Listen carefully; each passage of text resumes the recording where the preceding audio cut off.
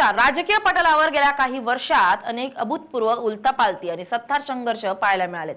या सर्व घडामोडींच्या केंद्रस्थानी नेहमीच पवार हे नाव राहिलंय। आता याच पवार कुटुंबातील तिसऱ्या चौथ्या पिढीतील आणखी एक तरुण चेहरा राजकारणाच्या मुख्य प्रवाहात येण्यासाठी सज्ज झाल्याचं स्पष्ट संकेत मिळतात। दिवंगत उपमुख्यमंत्री अजित पवार यांचे सुपुत्र जय पवार यांच्या राजकीय लॉन्चिंगची चर्चा सध्या संपूर्ण महाराष्ट्रात वाऱ्यासारखी पसरली आहे। बारामती विधानसभा पोटनिवडणुकीच्या मतदानाच्या निमित्तानं खुद्द जय पवार यांनी दिलेल्या थेट संकेतानंतर त्यांच्या समर्थकांनी आणि राष्ट्रवादी काँग्रेसच्या कार्यकर्त्यांनी सोशल मीडियावर सुरू केलेल्या वादळी पोस्टरबाजीमुळे राज्याच्या राजकारणात नव्या समीकरणांची नांदी सुरू झाली आहे। काय आहे ही पोस्टरबाजी आणि जय पवारांना आमदार होण्यासाठीची समीकरणं आपण पाहूया त्या व्हिडिओच्या माध्यमातून। नमस्कार, मी स्नेहल चौधरी, आपण पाहत आहात LS मराठी। गेल्या काही दिवसांपासून फेसबुक, इंस्टाग्राम, एक्स आणि व्हॉट्सअप स्टेटसवर एक विशिष्ट पोस्टर प्रचंड वेगाने शेअर केलं जात आहे। या पोस्टरनं केवळ बारामतीतच नव्हे तर मुंबई आणि पुण्याच्या राजकीय वर्तुळाचंही लक्ष वेधून घेतलंय। या पोस्टरवर जय अजितदादा पवार असा ठळक उल्लेख करण्यात आला असून त्यावर छापण्यात आलेलं मजकूर अत्यंत विचारपूर्वक आणि दूरगामी राजकीय रणनीतीचा भाग म्हणून तयार केल्याचं दिसून येतंय। या पोस्टरवर प्रामुख्याने दोन मोठ्या घोषणा किंवा टॅगलाइन्स लिहिण्यात आल्यात। पहिली टॅगलाइन आहे, नवे विचार नवी दिशा महाराष्ट्रासाठी।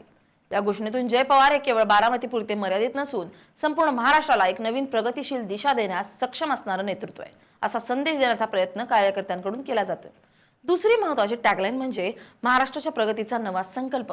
या संकल्पनेच्या माध्यमातून राज्याच्या विकासाचा, आधुनिकतेचा आणि तरुणाईच्या आकांक्षांचा एक नवा चेहरा म्हणून जय पवार यांना प्रोजेक्ट केलं जात आहे। राजकीय विश्लेषकांच्या मते अशा प्रकारची पोस्टरबाजी कधीही उत्स्फूर्त नसते, तर त्यामागे पक्षाची किंवा नेत्याची छुपी संमती असते। जेव्हा एखादा तरुण नेत्याला मोठ्या निवडणुकीच्या रिंगणात उतरवायचं असतं तेव्हा त्याआधी जनमानसात आणि विशेषतः तरुणांमध्ये त्यांच्या नावाची चर्चा सुरू व्हावी यासाठी अशा गोष्टी आखल्या जातात। जय पवार यांच्या फॅन पेजेस आणि कार्यकर्त्यांच्या अकाउंट्सवरून शेअर होणारे हे पोस्टर्स म्हणजेच त्यांच्या विधान परिषद निवडणुकीच्या पूर्वतयारीचा एक भाग मानला जातोय। पत्रकारांनी जेव्हा त्यांना थेट प्रश्न विचारला की आगामी 2029च्या विधानसभा निवडणुकीत तुम्ही स्वतः उमेदवार म्हणून निवडणूक लढवणार का, यावर जय पवारांनी अत्यंत परिपक्वपणे पण स्पष्ट उत्तर दिलं। ते म्हणाले, 2029च्या आगामी विधानसभा निवडणुकीमध्ये मी स्वतः उमेदवार असावं अशी स्थानिक लोकांची, जनतेची आणि माझ्या समर्थक कार्यकर्त्यांची तीव्र इच्छा आहे। त्यांच्या या एका विधानानं राजकीय वर्तुळात मोठी खळबळ उडून दिली आहे। त्यांनी कार्यकर्त्यांच्या या इच्छेला कुठेही नकार दिलेला नाहीये किंवा ही शक्यता फेटाळून लावलेली नाही, उलट लोकांच्या इच्छेचा आदर करण्याचे संकेत दिलेत। त्यामुळे जय पवार 2029 मध्ये अधिकृतपणे निवडणूक लढवणार यावरही जवळपास आता शिक्कामोर्तब झालंय। गेल्या काही निवडणुकांमध्ये बारामतीनं आणि संपूर्ण महाराष्ट्रानं पवार विरुद्ध पवार असा अत्यंत अटीतटीचा आणि भावनिक कौटुंबिक संघर्ष पाहिलाय। लोकसभा असो व विधानसभा, पवार कुटुंबातील सदस्य समोरासमोर उभे ठाकल्यामुळे कार्यकर्त्यांमध्ये मोठी फूट पडली होती आणि कुटुंबातील अंतर्गत वाद चव्हाट्यावर आले होते। याच पार्श्वभूमीवर जय पवार यांनी घेतलेली सामंजस्याची भूमिका अत्यंत महत्त्वाची मानली जाते। माध्यमांशी बोलताना जय पवार यांनी स्पष्ट केलं की आगामी काळात बारामतीत किंवा महाराष्ट्रात पुन्हा एकदा पवार विरुद्ध पवार असा कौटुंबिक आणि राजकीय संघर्ष होणार नाही याची काळजी घेतली जाईल। कुटुंबात पुन्हा अशी कटुता येऊ नये आणि विकासाच्या मुद्द्यांवर लक्ष भरकटू नये अशी त्यांची इच्छा आहे। मात्र राजकीय परिस्थिती कशी वळण घेते आणि विरोधी पक्षांकडून काय रणनीती आखली जाते यावरही बऱ्याच गोष्टी अवलंबून असणार आहेत। राष्ट्रवादी काँग्रेस शरदचंद्र पवार पक्षाकडून पुन्हा एकदा युगेंद्र पवार किंवा रोहित पवार यांच्यासारख्या तरुण चेहऱ्याला समोर आणलं गेल्यास हा संघर्ष टाळणं कितपत शक्य होईल याबाबत राजकीय वर्तुळात मात्र अजूनही साशंकता आहे।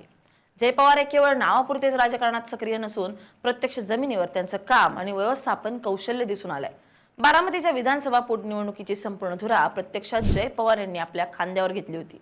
निवडणूक जाहीर झाल्यापासून ते मतदानाच्या दिवसापर्यंत त्यांची रणनीती आणि सूक्ष्म नियोजन अत्यंत प्रभावी ठरलं होतं। मतदानाच्या दिवशी जय पवार यांचा आत्मविश्वास पाहण्यासारखा होता। त्यांनी स्वतः सांगितलं की ते केवळ वरवरचं काम करत नसून त्यांच्याकडे प्रत्येक बूथचा आणि गावचा थेट डेटा उपलब्ध आहे। त्यांनी प्रत्येक पोलिंग एजंटशी वैयक्तिकरित्या फोनवर संपर्क साधून मतदानाचा रिअल टाइम आकडा मागवला होता। बारामतीकरांनी ही निवडणूक अत्यंत गांभीर्याने आणि स्वतःच्या मनावर घेतली असून मतदारसंघात 85 ते 90% रेकॉर्ड ब्रेक मतदान होईल असा विश्वास त्यांनी मतदानाच्या दिवशीच व्यक्त केला होता। यावरून त्यांची निवडणुकीचा डेटा मॅनेजमेंटची अचूकता दिसून येते, कारण बारामतीचा निकाल जय पवार यांनी सांगितला तसाच लागला। पोटनिवडणुकीनंतरही जय पवार शांत बसले नाहीत, ते सातत्यानं ऍक्शन मोडमध्ये पाहायला मिळालेत।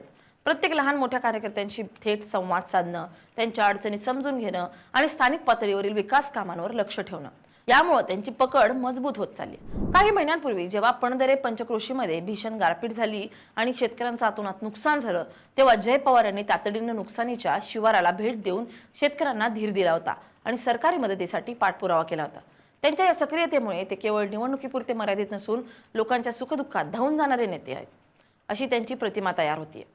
जय पवार यांना केवळ 2029च्या थेट निवडणुकीतच नव्हे तर त्याआधीच विधिमंडळात पाठवण्याच्या हालचाली पक्षांतर्गत पातळीवर सुरू झाल्यात. नुकत्याच पार पडलेल्या विधान परिषद निवडणुकीच्या पार्श्वभूमीवर राष्ट्रवादी काँग्रेसमध्ये उमेदवारीसाठी प्रचंड रस्सीखेच पाहायला मिळाली होती. एका जागेसाठी तब्बल 70 ते 75 जण इच्छुक असताना पक्षाचे फायरब्रँड नेते आमदार अमोल मिटकरी यांनी सोशल मीडियावर एक पोस्ट करून जय पवार यांच्या नावाची जोरदार शिफारस केली होती. अमोल मिटकरी यांनी दावा केला होता की पक्षातील अनेक ज्येष्ठ आणि तरुण इच्छुकांनी स्वतः जय पवार यांच्या उमेदवारीला पाठिंबा दिलाय. पक्षाला भविष्यात अधिक बळकट करण्यासाठी आणि तरुण पिढीला आकर्षित करण्यासाठी जय पवार यांच्यासारखा तरुण, उच्च शिक्षित आणि विश्वासू चेहरा पुढे आणणं ही काळाची गरज आहे, असं मिटकरी यांनी म्हटलं होतं. जय पवार यांच्या रूपानं पक्षाला एक नवीन संजीवनी मिळेल आणि अजित पवारांनंतर पक्षाचं नेतृत्व सांभाळण्यासाठी ते अत्यंत सक्षम पर्याय ठरू शकतात, अशी भूमिका पक्षातील एका मोठ्या गटानं घेतली आहे. जरी त्यावेळी त्यांना विधान परिषदेत पाठवलं गेलं नसलं तरी या चर्चेमुळे पक्षांतर्गत पातळीवर जय पवार यांचं स्थान किती वेगाने मजबूत होतंय हे सिद्ध झालंय. जय पवार यांच्या या संभाव्य उमेदवारीमुळे आणि सोशल मीडियावरील नव्या विचारांच्या मोहिमेमुळे महाराष्ट्राच्या राजकारणाला एक वेगळी गती मिळणार आहे. आजचा तरुण मतदार हा जुन्या राजकारणाला कंटाळा असून त्याला विकास, रोजगार, आधुनिक पायाभूत सुविधा आणि स्पष्ट दृष्टिकोन असणारं नेतृत्व हवंय. कार्यकर्त्यांनी पोस्टरवर लिहिलेला महाराष्ट्राच्या प्रगतीचा नवा संकल्प हा नेमका याच तरुण मतदारसंघाच्या मानसिकतेला साथ घालणार आहे. अजित पवार यांचा राजकीय वारसा म्हणून जय पवार स्वतःला सिद्ध करतायत. भविष्यात राष्ट्रवादी काँग्रेस पक्षाची धुरा सांभाळताना त्यांना एका बाजूनं कुटुंबातील इतर सदस्यांच्या राजकीय आव्हानांचा सामना करावा लागणार आहे तर दुसऱ्या बाजूने पक्षातील ज्येष्ठ नेत्यांना विश्वासात घेऊन पुढे जावं लागणार आहे. पवार विरुद्ध पवार संघर्ष टाळायचा असल्यास पार्थ पवारांना विधान परिषदेच्या रिंगणात उतरून ही कोंडी फोडण्याचा प्रयत्न होऊ शकतो. त्यामुळे या विधान परिषद निवडणूक लढवणार असल्याची चर्चा जोर धरत आहेत. Bureau report, LS Marathi.